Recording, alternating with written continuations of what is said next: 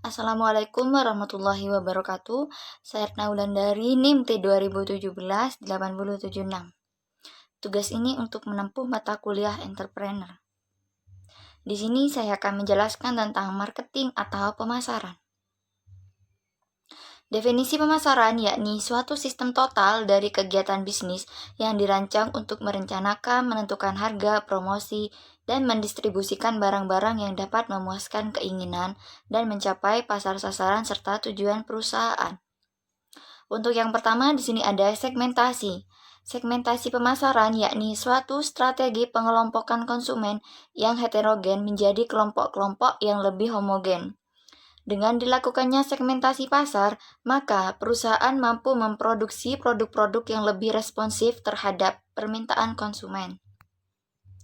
Untuk yang kedua yakni target. Targeting atau menetapkan target pasar adalah tahap selanjutnya dari analisis segmentasi. Target market yaitu satu atau beberapa segmen yang akan menjadi fokus kegiatan pemasaran. Kadang-kadang targeting juga disebut selecting, karena marketer harus menyeleksi. Menyeleksi di sini berarti marketer harus memiliki keberaniannya pada beberapa bagian saja atau segmen, dan meninggalkan bagian lainnya. Yang ketiga yakni positioning. Positioning bukanlah strategi produk, tetapi strategi komunikasi, bagaimana menempatkan produk dalam otak konsumen, sehingga calon konsumen memiliki penilaian tertentu dan mengidentifikasi dirinya dengan produk itu.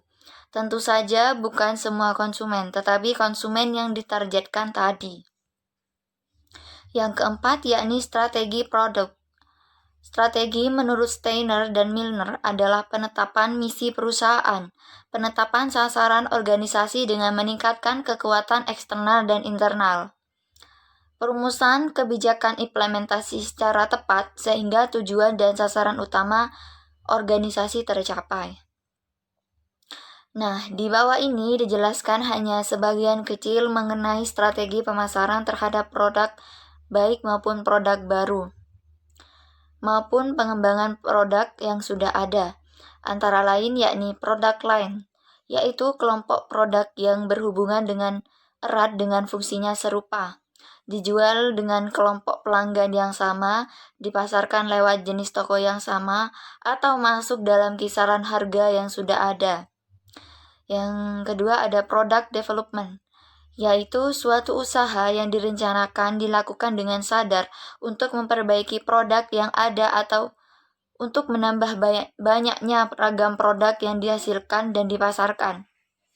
Partisipasi dalam perencanaan produk, ide-ide dapat muncul dari konsumen, distributor, industrial buyer, investor, dan pabrikan.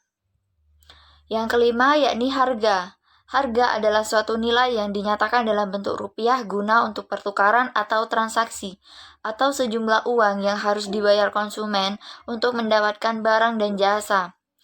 Penetapan harga memiliki implementasi atau implikasi penting terhadap strategi bersaing perusahaan. Tujuan ditetapkannya harus konsisten dengan cara yang dipilih perusahaan dalam menempatkan posisi relatifnya dalam persaingan. Tujuan penetapan harga pada dasarnya ada 4 tujuan. Yang pertama ada tujuan yang berorientasi pada laba. Yang kedua ada tujuan yang berorientasi pada volume. Yang ketiga tujuan yang berorientasi pada citra. Dan yang keempat tujuan stabilisasi harga. Yang keenam di sini ada promosi. Pada hakikatnya promosi merupakan suatu bentuk komunikasi pemasaran. Komunikasi pemasaran ialah aktivitas pemasaran yang berusaha untuk menyebar informasi, mempengaruhi atau membujuk dan mengingatkan pasar sasaran atas perusahaan dan produknya agar bersedia menerima, membeli, dan loyal pada produk yang ditawarkan perusahaan yang bersangkutan. Tujuan utama promosi ialah untuk menginformasikan, mempengaruhi, dan membujuk serta mengingatkan pelanggan sasaran tentang perusahaan dan bauran pemasarannya. Yang ketujuh yakni distribusi. Suatu perusahaan dapat menentukan penyaluran produknya melalui pedagang besar atau distributor. yang menyalurkan ke pedagang menengah atau subdistributor dan meneruskannya ke pengecer yang menjual produk itu kepada pemakai atau konsumen. Walaupun demikian, perusahaan dapat langsung menjual produknya kepada pedagang menengah atau subdistributor maupun pengecer serta konsumen besar dalam keadaan khusus tertentu. Yang dimaksud dengan saluran distribusi adalah lembaga-lembaga yang memasarkan produknya berupa barang atau jasa dari produsen ke konsumen. Bentuk pola saluran distribusi dapat dibedakan atas A. Saluran langsung yaitu produsen dan konsumen. B. Saluran tidak langsung yang berupa produsen pengecer konsumen, produsen pedagang besar menengah pengecer konsumen, produsen pedagang besar pedagang menengah pengecer konsumen.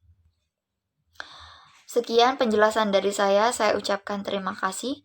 Wassalamualaikum warahmatullahi wabarakatuh.